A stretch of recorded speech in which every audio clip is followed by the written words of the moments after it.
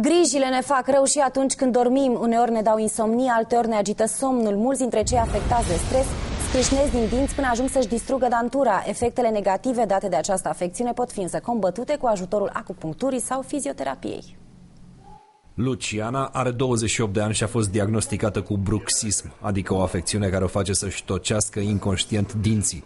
Stresul examenelor din anii de școală, oboseala și supărările acumulate la muncă sunt doar câteva dintre motivele care au dus la apariția acestei afecțiuni. Da, calc strâmb cu dinții. Ce ți-a spus? Ce ar trebui să faci?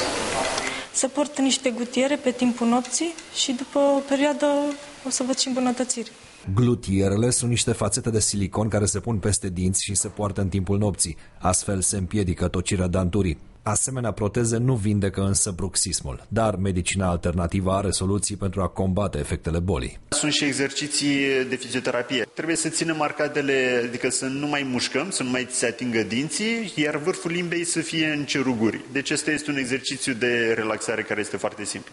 De asemenea se face fizioterapie pentru tot ce înseamnă musculatura aceasta. Ce s-a mai practicat și ca și terapie alternativă, inclusiv acupunctură pentru relaxarea musculaturii. Bruxismul poate avea o cauză psihologică provocată de stres sau oboseală, dar și o cauză funcțională legată de felul în care pacientul mușcă.